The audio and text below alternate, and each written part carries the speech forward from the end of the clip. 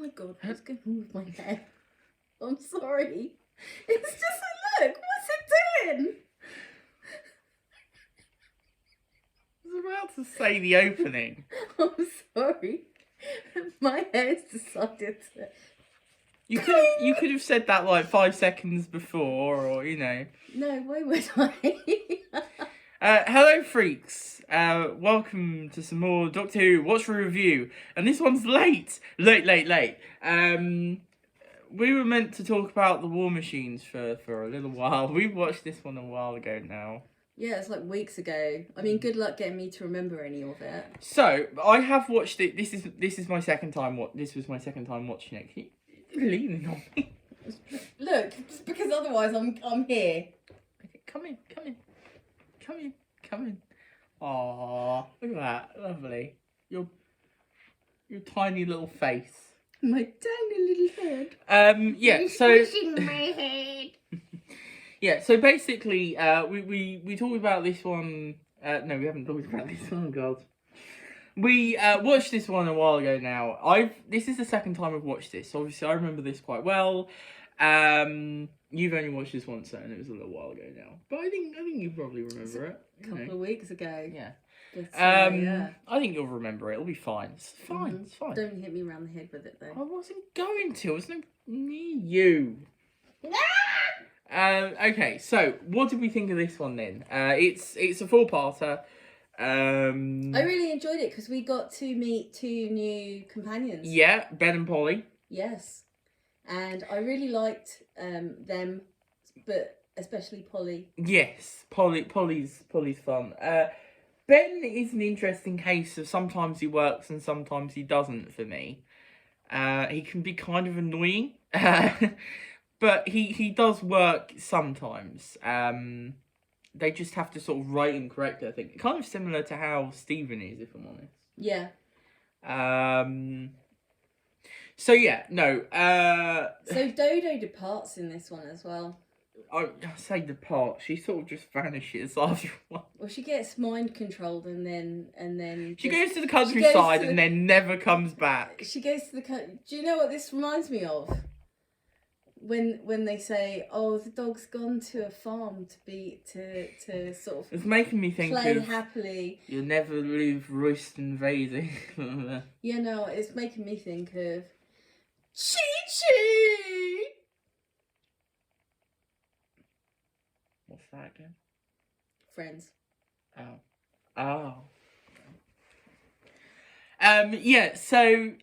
I enjoy this one. It's very, I think I said, didn't I, when we were watching it, it's very sort of pulp sci-fi. It's kind of, I feel like it's strange that they didn't do this idea before. It's a very sort of, it's very pulp, like, this idea, but it's great. We've got Wotan, who's like, and the machines are going to take over. He's building these war machines, and they're taking over the minds of people. And I'm not going to tell my terrible joke again. The Wotan clan. Yes, I know. It's just it's great fun. I think you can tell that like William Hartnell is definitely he's definitely getting iller here.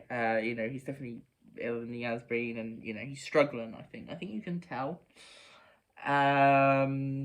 He does look pretty epic in parts of this, though. Yeah, there is a very famous part in this one with where he's just sort of standing in his hat and his cape as the war machine comes to him. Looking like a boss. He does look really great in this, actually. Yeah. Yeah. I mean, I think this is really fun as well because obviously it's set in modern day at the time, which, I mean, I said, didn't I? Because obviously a lot of this is like focused on what at the time was the new post office tower. Yeah. It was relatively new. And would have been quite the landmark. Yeah. On the London skyline. So the fact years before the Gherkin. So the fact that that's heavily featured and is a big part of the story, you can sort of imagine that it's like, oh my god, that was just you know, like that sort of, it's like, With kids going past it going, oh my god. is Wotan gonna, you know, get It's inside our mind control minds? us. Yeah, exactly. And obviously being like a really, really early days of computers. I mean, you know, not being funny, but aging myself as well. When I first started work, I was on a typewriter, and then when I moved to another place, I was on a computer which had the black screen and the green writing on it. So, you know.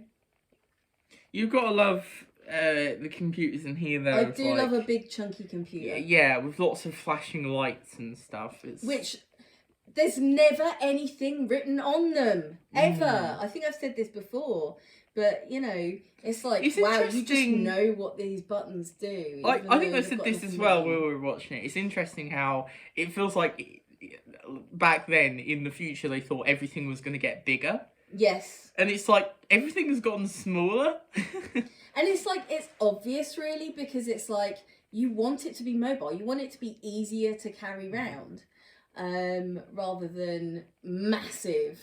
But you know, it's kind of Titanic mentality, isn't it? Yeah. You know, bigger is better. Well, you know, it kind of feels a little bit like the whole, like, you know, high rise, you know, like skyline. It's like, oh, look how big we can get something.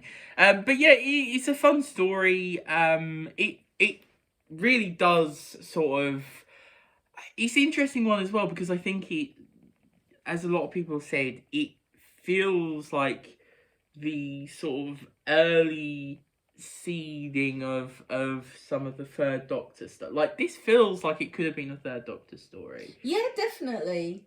You've got, you know, annoying bureaucratic sort of, you know, soldiers rushing, you know, all of that sort of stuff that's always, you know, heavily featured in the Third Doctor era, and especially as well, I mean, you know. Well, just... I love the posh guy who seems to have put a lot of money into this. Who's like, no, you can't shut it down. You know, it's a big important thing for me. And you know, well, I love the first Doctor. Political, funnily enough. I love the first Doctor. At one point, I think he says, "Oh, these ones can't handle, you know, all of this sort of stuff. You know, can only handle so much. These people." It's like, it's a bit of shade. Throwing some shade there, First Doctor. Yeah. Throwing some shade. But yeah, it's really fun. I enjoy this one. I think it's great. We obviously get the brilliant utterance of Doctor Who is required. Yes. Yeah, which is really interesting, because obviously it's got to the stage now where, you know, people are like, it's not Doctor Who, it is the Doctor. And it's like, you know... Well, no. So, it's weird how this conversation has kind of come back around, because, so, it's like, it's a while ago that it was like, no, it's the Doctor, the Doctor, the Doctor, the Doctor, and now it feels like the conversation's come back around to, let's just call him Doctor Who, you know? Yeah. Because that conversation's been around for ages. Yeah, I mean, a lot of these things are, you know... But I feel like it's now come back around to the fact that people are just like, he's Doctor Who. So, yeah. But it always used to be, I mean, like, one of the things I really remember is Catherine Tate on Nevermind the Buzzcocks going, I thought he was actually called Doctor Who. You know, I thought that was his name, and like, you know, as if that's a ridiculous, and obviously, you know, clearly she's been told that. I mean, it's interesting because it's kind of changed a lot. I mean, in the credits, it's always, well, Dr. Who, but let's not get into that whole debacle of people going, you can't spell it Dr. Who. It's got to be Doctor. Yeah, it's like, it's just a shortening. It's fine. At the end of the day, honestly, just stop trying to put hard and fast rules on it, and it doesn't really matter. Well, no, it doesn't. It's like the tiniest individual thing. People say doesn't matter. You know, you can think what you want to think, but why are you having a go at them? So yeah, anyway, so Doctor Who and gang. Yes. It's fun. I also like the fact that in this one, we have at the end of it, Ben and Polly just go, "Let's go inside." Let's go in the TARDIS. They've got a set of keys as well, and they're just like, "Let's just go in." It's like they're wondering what's going on. Well, actually, I think it's Polly, isn't it? That's just like, "Well, come on," and Ben's like, Polly's "I don't definitely want to." got this air of adventure. Yeah. Well, Ben is like, he's due back, to go off to the barracks, I think, isn't it? Because he's in the Navy. I love the fact that Ben, at the beginning of this story, is a real moody. Yeah, he is totally. He's been grounded though, hasn't he? I think he was saying he's he's not going out on another voyage because he's been grounded. He's back in barracks for a while. So he wasn't going to be happy anyway. So back to the barracks. I want to go back there. Yeah. So anyway, I do enjoy. I enjoy this one. I think it's great. It is. I wouldn't place it as one of my favourites of all time, but it definitely does. It's a fun watch. It's definitely fun. This kind of feels like the sort of one you put on a bit like, a Sunday afternoon movie. That sort of like, just a bit of like, flick it on, nice bit of entertainment, and, watch this one. Happy days. Exactly. It's great. It's just, I don't know, it just has some great moments in it. I love Wotan and the war machines. I love Polly, and I'm really looking forward to hopefully seeing more of her, but I have no idea if I'm going to or not. Bits of her. But that doesn't sound great, does it? you do see her. But it's interesting because obviously, well, we'll get into that later. We will get into that later because there's kind of an interesting turnaround as we get into the Patrick Troughton, obviously. But I mean, obviously, this is actually the end of series 3. So technically we've now watched all of series 3. Well, what exists of series 3. But obviously that's not how we're going about it. A bit like how in series 4, we're treating it a bit differently as well. I will get into that once we finish series 3 of what we're doing. So as I said, I mean, we've got the... okay, that was not on. I'm glad that was not on, because otherwise I would have turned it off accidentally. So yeah, obviously we've got the 3 stories, we've got Ark, we've got the Gunfighters, and we've got the War Machines is all that exists. As I said before, so next time, the finale, I feel like this fits better anyway. The finale doesn't it? The finale of series 3 for us, but technically it's the second story of series 4, which I always find kind of interesting because obviously it was like, just this sudden decision of, we can't keep him on, replace him. So yeah, but the finale of series 3. Well, it just shows how fast that happened, really, doesn't it? He does, yeah. The finale of series 3, the 10th planet, which is for us, I say. It's not actually the finale of series 3, but I think it works for us. I think it really does work because you've got such a short series 3, because a lot of it feels like a Sylvester McCoy series, doesn't it? You're right. Yeah, I'm just... Wow. Okay. What? Just like... It's just like got a really interesting cod piece. Oh, for God's sake.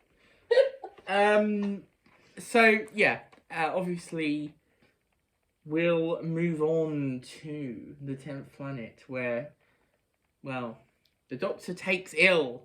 It's basically what it's like. It basically just goes, I'm a bit tired. I'm just gonna have a lie down. Kind of. I'm going to have a lie down and then change into Patrick Troughton. Yeah. So, yeah. That doesn't happen every time I lie down. Turn into Patrick Troughton. Fair enough. That's a pity. I'd like that. Oh, thanks. Well, just saying, alright? Just saying.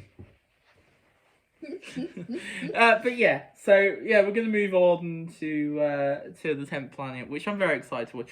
I'm not the biggest fan of that one. So for those who are wondering, is this one I've seen before? No. Okay. I don't think you've seen any of series 3 before, series 4 technically as well. Mm. Well, you have seen parts of series 4, but Oh, excuse me. so the 2 I actually really like from series 3, are series 3, as it were. That sounds like I said arse. Is these 2. I think I said in a video that there were 2 I really liked from this series, and it's the gunfighters and the war machines. I feel like people are probably going to expect me to say the 10th Planet. I'm not the biggest fan of it, if I'm honest. Not that it isn't good, and I will talk about it because I do have a lot of feelings about the 10th Planet that I want to get into. I'm not going to talk about them here because we're not reviewing it yet, and you haven't seen it yet. Mm-hmm. But I have some opinions, so I will talk about them. But yeah, that's next time. Do you want to say anything more about the War Machines? No, not really. Other than I really liked the little the tanks that they had. They were kind of like the War Machines. the War Machine tank things. They were kind of like they kind of reminded me of the cleaners in Paradise. I think I said that, didn't I, while we were watching? Yeah. No, they are actually called the War Machines. Like the original. Those are the War Machines. But also there was one called 9, and I was like, just put K in front of it. K9. Yeah, K9. That's its original form. So yeah, anyway, I enjoyed that one. Oh my god, my hair's kind of gone into a bit of a maney sort of like. It's gone bouffant at the front. Nice. Yeah, so okay then. Thank you for watching. Like and subscribe if you enjoyed, and obviously comment what you think of this story. Do you love it? Do you hate it? Or do you just think it's it's not very good. It's just okay. So yeah.